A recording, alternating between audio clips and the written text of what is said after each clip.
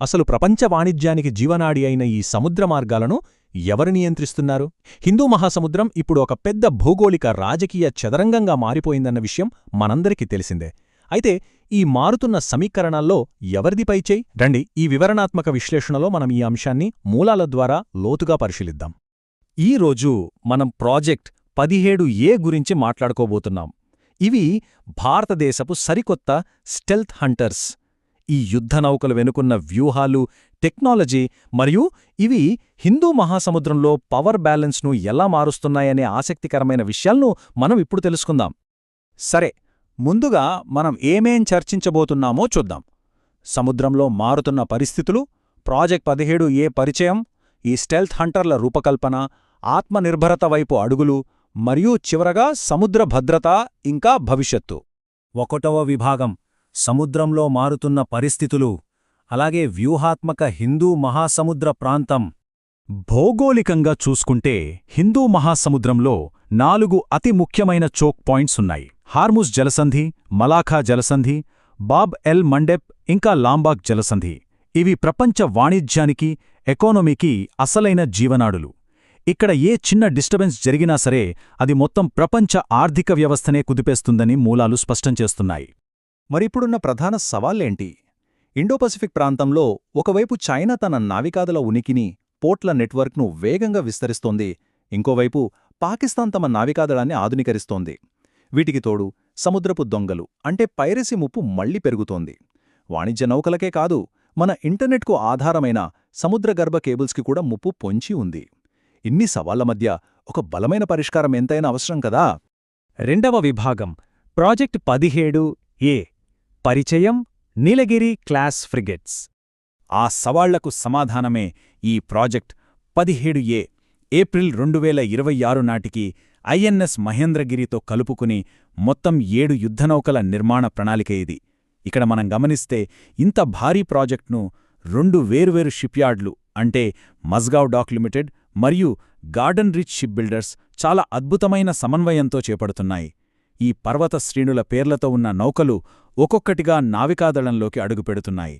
3వ విభాగం stealth Hunter రూపకల్పన, తరాల సాంకేతిక ముందడుగు. అసలు ఈ నౌకల ఇంజనీరింగ్ గురించి ఎంత చెప్పుకున్నా తక్కువే. 149 మీటర్ల పొడవు, 6670 టన్నుల బరువుండే ఈ నౌకలు మామూలువి కావు. పాత శివాలిక్ క్లాస్ డిజైన్తో పోలిస్తే ఈ కొత్త నీలగిరి క్లాస్ నౌకల్లోని హల్ డిజైన్ చాలా అడ్వాన్స్డ్. దీనివల్ల రాడార్ క్రాస్ సెక్షన్ చాలా వరకు తగ్గుతుంది. అంటే శత్రువుల రాడార్లకు ఇవి అంత సులభంగా దొరకవు. పైగా ఆటోమేషన్ ద్వారా సిబ్బంది పనిభారాన్ని బాగా తగ్గించే అత్యాధునిక ఇంటిగ్రేటెడ్ ప్లాట్ఫామ్ మేనేజ్మెంట్ సిస్టమ్ ఇందులో ఉంది. ఇక వీటి ప్రొపల్షన్ సిస్టమ్ విషయానికి వస్తే ఈ కోడాగ్ అంటే కంబైన్డ్ డీజిల్ లేదా గ్యాస్ విధానం ద్వారా ఇవి పనిచేస్తాయి. ఆలోచించండి, అంత బరువున్న ఒక భారీ నౌక సముద్రం మీద 32 నాట్ల అత్యధిక వేగంతో దూసుకువెళ్లడమంటే చిన్న విషయం కాదు. దీనికోసం 2 గ్యాస్ టర్బైన్లు, అలానే పొదుపుగా ప్రయాణించడానికి 2 డీజిల్ ఇంజిన్లు ఇందులో ఉంటాయి. అంటే మధ్యలో ఎక్కడా ఇంధనం నింపుకోకుండానే వేలాది నాటికల్ మైళ్ళు ఇవి నిరంతరాయంగా ప్రయాణించగలవన్నమాట. కాని ఒక యుద్ధనౌకకు అసలైన బలం దాని ఆయుధాలే కదా. గాలి, ఉపరితలం, నీటి అడుగున ఇలా ఎటునుంచి ముప్పు వచ్చినా సమర్థవంతంగా ఎదుర్కోవడానికి ఇందులో ఒక భయంకరమైన ఆయుధాగారముంది. ముఖ్యంగా బ్రహ్మోస్ క్షిపణులు. ఇవి ధ్వని కంటే ఏకంగా 3 రెట్లు వేగంతో ప్రయాణిస్తాయి. శత్రు తేరుకునేలోపే దాడి పూర్తవుతుంది. వీటికి తోడు AESA రాడార్తో అనుసంధానమైన బరాక్ 8 క్షిపణులు, వర్ణాస్త్ర టార్పెడోలు, ఇంకా ఓటో మెలారా నావల్గన్ ఇవన్నీ కలిస్తే సముద్రంలో ఇవి నిజంగా తిరుగులేని శక్తిగా మారతాయి. 4వ విభాగం స్వయం సమృద్ధి దిశగా అడుగులు, నౌకా నిర్మాణంలో ఆత్మనిర్భరత. టెక్నాలజీస్ సరే, కాని ఈ ప్రాజెక్ట్ వెనుక ఉన్న మరో ముఖ్యమైన విషయం స్వదేశీ తయారీ సామర్థ్యం. ఈ నౌకల్లో ఉపయోగించిన పరికరాల్లో 75% మేర మన దేశంలో తయారైనవే. అవును, ఈ అంకె చాలా ప్రత్యేకం. ఎందుకంటే దీనివల్ల దేశవ్యాప్తంగా దాదాపు 4000 ప్రత్యక్ష ఉద్యోగాలు, అలాగే 10,000 పరోక్ష ఉద్యోగాలు క్రియేట్ అయ్యాయని మూలాలు చెబుతున్నాయి. మరి ఇంత భారీ నౌకల నిర్మాణం అంత వేగంగా ఎలా జరుగుతుందని మీకు అనిపించవచ్చు. అక్కడే ఉంది ఈ ఇంటిగ్రేటెడ్ కన్స్ట్రక్షన్ టెక్నిక్. దీని అర్థం ఏంటంటే, నౌకను మొత్తం ఒకేసారి కాకుండా ముందుగానే వేరువేరు బ్లాకులను స్వతంత్రంగా తయారుచేస్తారు. ఆ తర్వాత వాటన్నింటినీ షిప్యార్డ్కి తెచ్చి కలుపుతారు. అందుకే మొదటి నౌక డెలివరీ అయినప్పటినుండి కేవలం 17 నెలలలోపే మిగతా నౌకలను వేగంగా అందించడం సాధ్యమవుతోంది. ఇది నిజంగా ఒక పెద్ద మైలురాయి. 5వ విభాగం సముద్ర భద్రత మరియు భవిష్యత్తు, సూక్ష్మస్థాయి నుండి స్థూలస్థాయి వరకు.